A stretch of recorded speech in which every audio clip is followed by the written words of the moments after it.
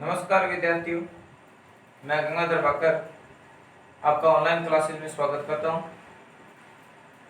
हम पढ़ेंगे कक्षा 9 का गणित। गणित में सर्वप्रथम पढ़ेंगे गणित होता क्या है। देखो, गणित बात कर रहे हैं गणित की। क्या होता है गणित? मुख्य बात ये, तो देखो वह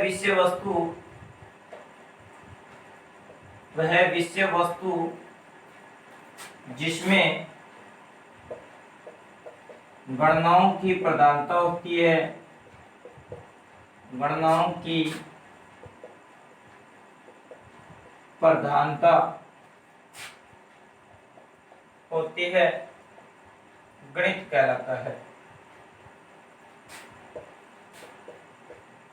वह विषय वस्तु जिसमें गणनाओं की प्रधानता होती है, गणित कहलाता है। अब बात आती है गणना क्या होती है। गणना क्या होती है, तो देखो बात कर रहे हैं हम किसकी? गणना की। तो गणना होती है जोड़, घटाओ, गुणा, भाग। क्या होती है गणना? जोड़, घटाओ, गुणा, भाग। ये गणना होती है हमारी। तो वह विषय वस्तु जिसमें गणनाओं की प्रधानता होती है, गणित कहलाता है। हो गया हमारा टॉपिक क्लियर, गणित। अब नेक्स्ट देखिए, बात करते हैं गणित में सर्वप्रथम किसकी? अंक की। किसकी बात करेंगे? अंक की। देखो गणित कहां से चला? अंकों से स्टार्ट हुआ। सर्वप्रथम अंक कितने थे? 1 से लेकर के हमारे अंक थे कुल कितने थे? 9। 1 से लेकर के कुल अंक हमारे थे 9। कुल अंक कितने थे? 9 अंक थे। इन 9 अंकों के बाद भारत का एक महान गणितज्ञ, भारत का महान गणितज्ञ कौन था? महान गणितज्ञ आर्यभट्ट था। कौन था? आर्यभट्ट। आर्यभट्ट ने क्या किया? जीरो दिया। क्या दिया? जीरो, जिसे हम बोलते हैं शून्य। और जब शून्य दिया गया तो अंक हो गए हमारे कुल 10। अंक कुल कितने हो गए? 10। 0 1 2 3 4 5 6 7 8 9 और कुल अंक हमारे पास हैं 10। कुल अंक कितने हैं? 10 हैं। पहले कितने थे? 9 थे। फिर आर्यभट्ट ने क्या किया? 0 दिया। कौन था आर्यभट्ट? भारत का एक महान गणितज्ञ था, जिन्होंने शून्य दिया। शून्य देने के बाद कुल अंक कितने हो गए? 10 हो गए। अब देखो इन अंकों को फिर किसमें बांटा? इन अंकों को बांटा संख्याओं में। किसमें बांटा? संख्याओं में। तो देखो संख्या के बारे में, अंकों से मिलकर के बनी संख्या। तो संख्या अनेक संख्याएं हो गई, और अनेक संख्या होने के कारण उन्हें क्या किया गया? अलग अलग भागों में बांट दिया गया, जिसे हम बोलेंगे संख्या का प्रकार। तो सबसे पहले देखो अंक और संख्या में अंतर क्या होता है, इस बात पे हम बात करते हैं। एक तो मैं बोल रहा हूं अंक और एक बोल रहा हूं संख्या। दोनों में हम अंतर देखेंगे क्या होता है। तो देखो मैंने बोला 8434। मैंने क्या बोला? 8434। इसमें देखो अंक कितने हैं? 1 2 3 4। अंक कितने? 4 है। और संख्या कितनी है हमारी? 8434। ये हमारी संख्या है। इसी प्रकार किसी ने बोल दिया 80, तो अंक कितने हैं? अंक इसमें केवल 2 ही है। कौन कौन से? 8 और 0। अंक पूछे तो 2, संख्या पूछे तो कितनी होगी? 80। हो गया होगा क्लियर अंक और संख्या का। एक साथ बोलते हैं वो संख्या होती है, अलग अलग बोलेंगे वो क्या हमारे पास है? अंक है। अब देखो संख्या के प्रकारों के बारे में।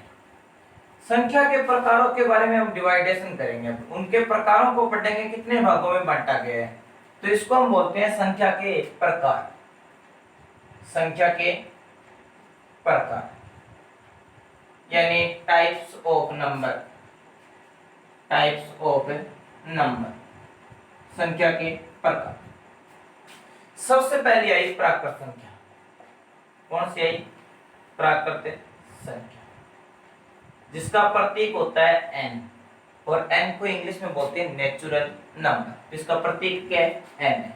प्राकृत संख्या प्रतीक होता है n। क्या होती है? वे संख्याएं जिनसे हम किसी व्यक्ति,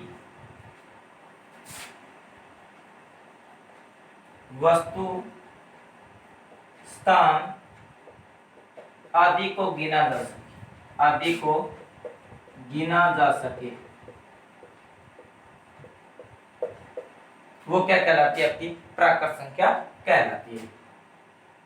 प्राकृत संख्या कहलाती है।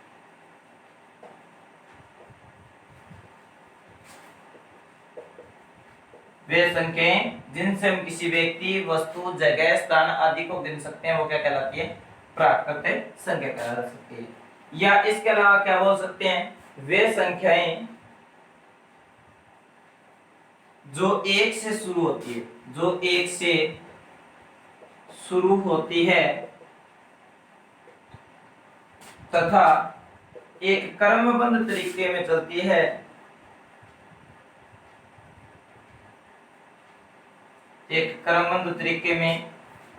है, क्या कहलाती है? प्राकृत संख्या कहलाती है। दो परिभाषाएं दे सकते हो कि वे संख्याएं जिनसे किसी व्यक्ति, वस्तु, जगह, स्थान आदि को गिन सकते हैं, या फिर वे संख्याएं जो एक से शुरू होती है, एक क्रमबद्ध तरीके में चलती है, क्या कहलाती है? प्राकृत संख्या। क्रमबद्ध का अर्थ है क्रम से चलेगी। देखो जैसे 1 के बाद 2, 3, 4 इस प्रकार से चलेगी। सबसे छोटी प्राकृत संख्या क्या होती है? सबसे छोटी प्राकृत संख्या होती है 1। और सबसे बड़ी की बात करें हम, तो बड़ी हमारे पास है अपरिभाषित। क्या है? अपरिभाषित। नेक्स्ट हम टॉपिक पढ़ रहे हैं संख्या के प्रकार में। ये 1 नंबर था। 2 नंबर में पढ़ेंगे पूर्ण संख्या। पूर्ण संख्या में देखो, प्राकृत संख्या याद होगी कि वे संख्याएं जिनसे हम किसी व्यक्ति, वस्तु, जगह, स्थान आदि को गिना जा सकता है, क्या कहलाती है? प्राकृत संख्या कहलाती है। या फिर ये बोल सकते हैं कि वे संख्याएं जो 1 से शुरू होती है और एक क्रमबद्ध तरीके में चलती है, क्या कहलाती है? प्राकृत संख्या कहलाती है। इसका प्रतीक n होता है। सबसे छोटी प्राकृत संख्या 1 होती है, सबसे बड़ी प्राकृत संख्या अपरिभाषित है। इसके बाद हम पढ़ रहे हैं 2 नंबर पे पूर्ण संख्या। पूर्ण संख्या, इसका प्रतीक होता है W, और इंग्लिश में बोलते हैं इसको whole number. WHOLE, whole number. इसका प्रतीक क्या होता है? W। अब देखो क्या होती है, स्टार्ट करते हैं। 2 परिभाषाएं इसकी होती है कि वे संख्याएं जो शून्य से स्टार्ट होती है, शून्य से शुरू होती है, शून्य से शुरू होती है, पूर्ण संख्या कहलाती है। और ये भी एक क्रमबद्ध तरीके से चलेगी। या फिर ये लिख सकते हैं जब प्राकृत संख्या में शून्य को शामिल कर दिया जाए, शून्य को शामिल कर दिया जाए,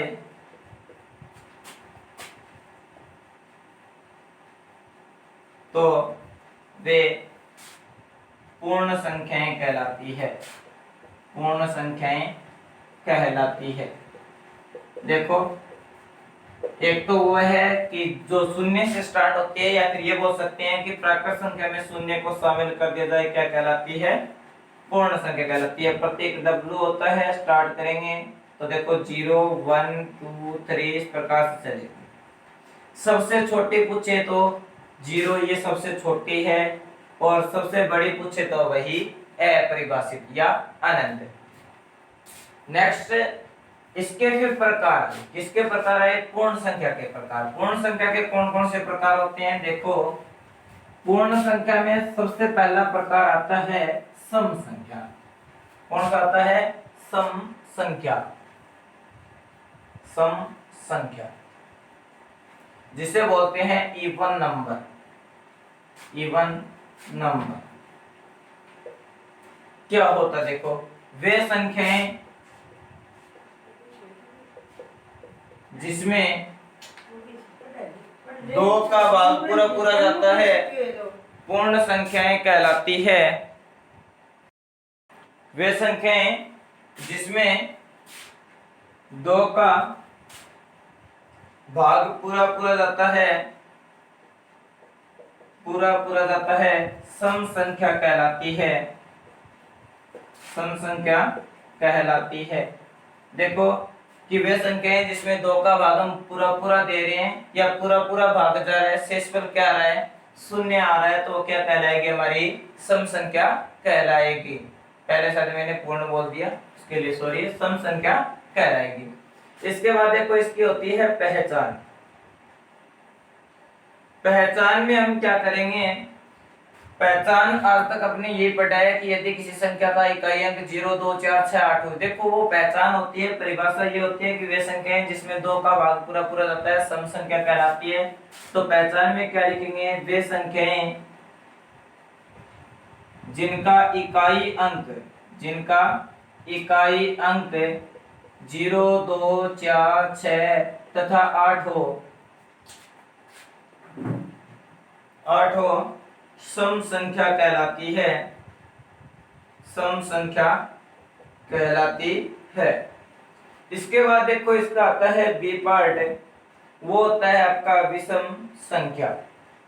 विषम संख्या यहाँ तक क्लियर हो गया। सम संख्याएं वे होती है जिसमें 2 का भाग पूरा पूरा जाता है, सम संख्या कहलाती है। पहचान क्या है, जिनका इकाई अंक 0, 2, 4, 6 तथा 8 हो, वो क्या होती है, आपकी सम संख्या होती है। इसके बाद हम पढ़ रहे हैं विषम संख्या, जिनको हम बोलते हैं ओड नंबर। क्या बोलते हैं, ओड नंबर। तो देखो वे संख्याएं जिनमें 2 का भाग पूरा पूरा नहीं जाता है, विषम संख्या कहलाती है, विषम संख्या कहलाती है।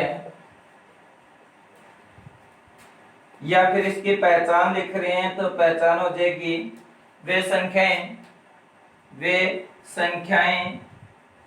जिनका इकाई अंक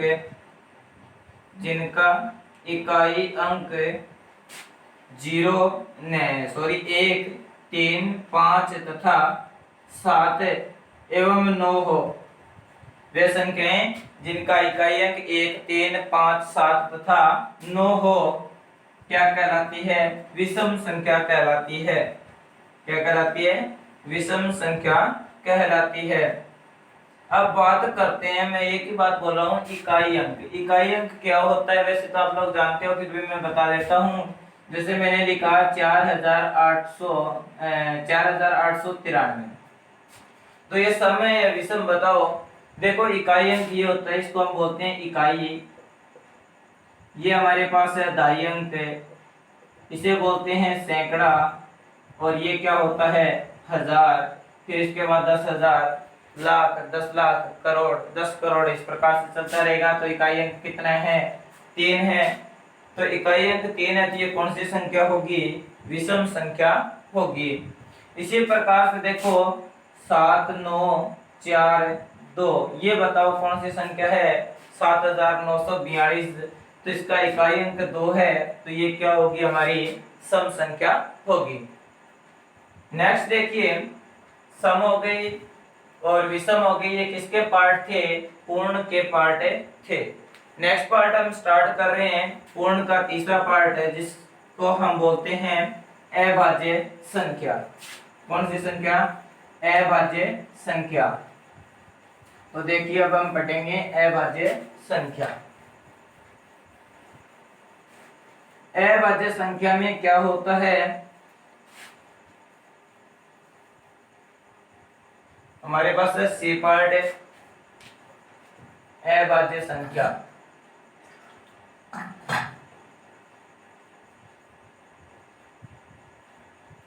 अभाज्य संख्या में देखिए, वे संख्याएं जिनमें खुद का भाग जा रहा है एक तो, और खुद के अलावा एक का भाग पूरा पूरा जाता है वो क्या कहलाती है?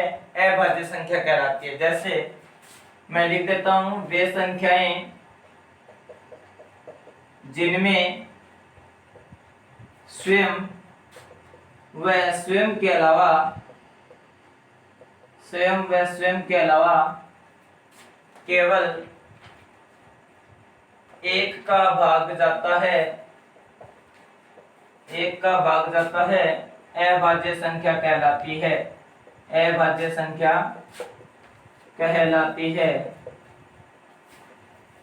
अब देखो इसके अंदर क्या होता है, एक, अब इसके अंदर स्टार्ट होगी 2 3 5 7 11 13 17 19, ये सभी क्या है? ये सभी क्या है हमारे पास है? अभाज्य संख्याएं हैं।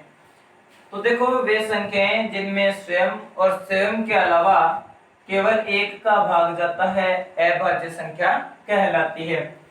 अब पूछिए आपसे कि अभाज्य कौन कौन सी संख्याएं होती है? 2 3 5 7 11 13 17 और 19 हो।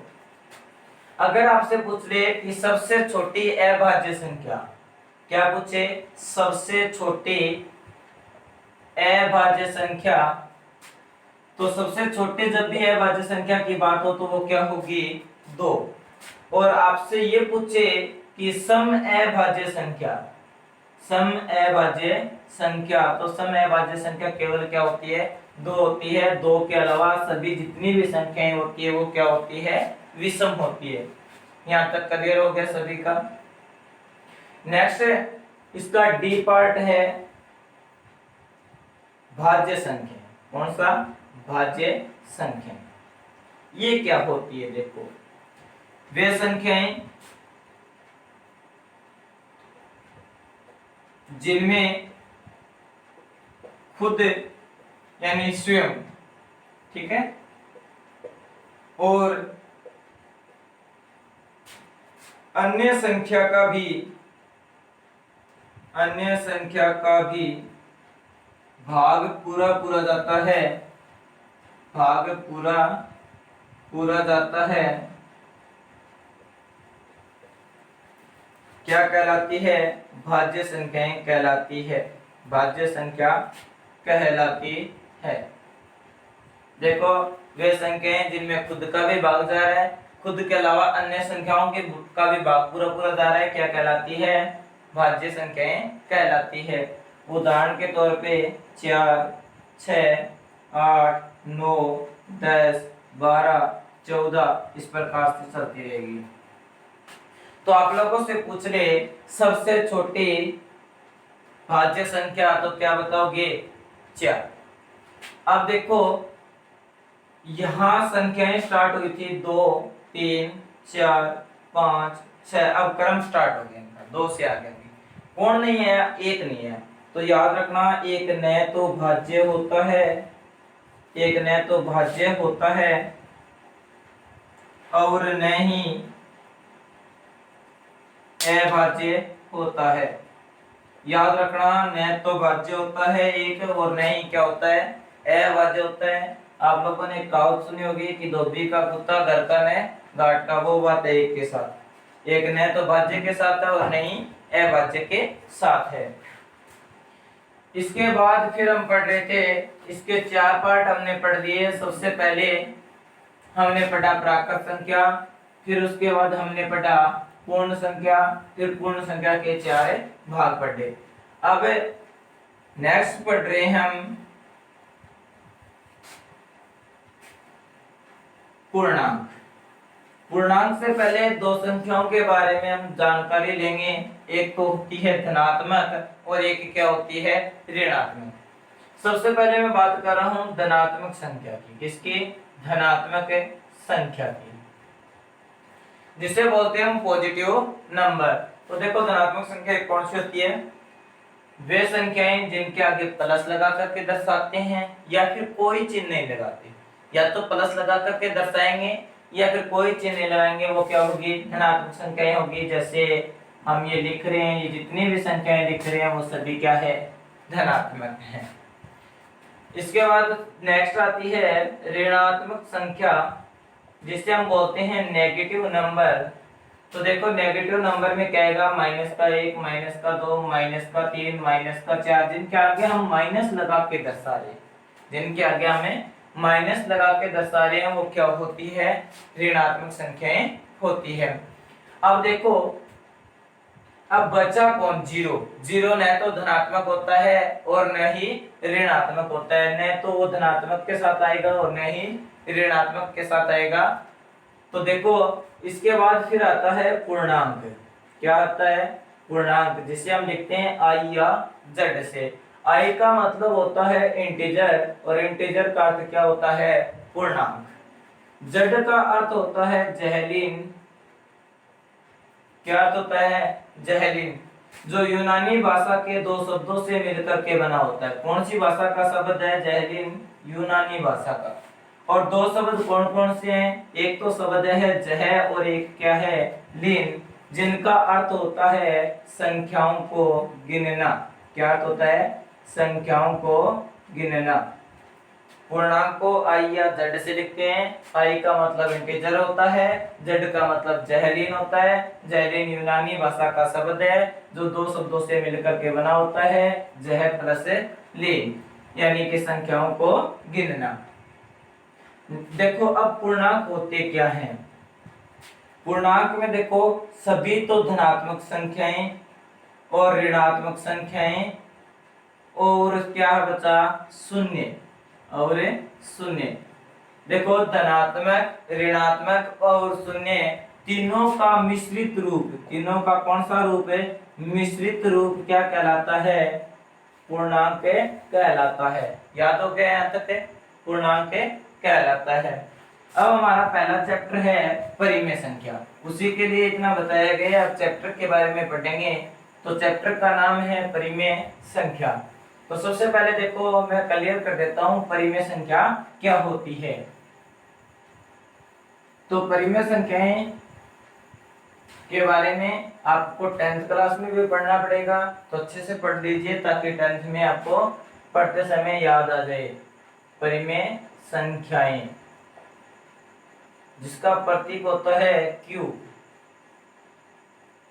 देखो वे संख्याएं जिन्हें हम P बटा Q के रूप में लिख सकते हैं,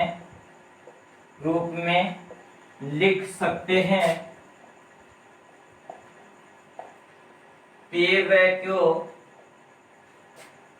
पूर्णांक है और Q का मान शून्य नहीं होना चाहिए, Q नॉट इक्वल 0। इसकी दो शर्तें होती है। शर्त नंबर 1 शांत मान होना चाहिए, शांत मान होना चाहिए। और दूसरी शर्त क्या दी गई है, पूर्ण वर्ग होनी चाहिए, पूर्ण वर्ग होनी चाहिए। दो शर्तें हो गई। अब देखो मैंने बोला है कि जिन्हें हम P बटा Q के रूप में लिख सकते हैं। P ये हमारे यहाँ पे अंश है और Q क्या है, हर है, यानी कि एक भिन्न के रूप में लिख सकते हैं। अंश बटा हर एक भिन्न होती है। जिन्हें हम एक भिन्न के रूप में लिख सकते हैं वो क्या होते हैं, हमारे पूर्णांक होते हैं। और देखो परिमेय संख्या होती है और P और Q दोनों क्या होने चाहिए, पूर्णांक होने चाहिए, लेकिन Q का मान शून्य नहीं होना चाहिए। अब बात करते हैं सबसे पहले एग्जाम्पल में जीरो परिमेय संख्या है या नहीं। तो देखो जीरो एक परिमेय संख्या है। कैसे, आप बोलोगे जीरो हो गया और आपने बोला Q नॉट इक्वल 0 की जीरो Q का मान नहीं होना चाहिए। तो देखो इसके बटे में कुछ नहीं है, हम क्या लगाएंगे, 1 लगाएंगे। P का मान शून्य हुआ, Q का मान तो शून्य नहीं हुआ। यदि Q का मान शून्य हो जाता तो ये परिमेय संख्या नहीं होती।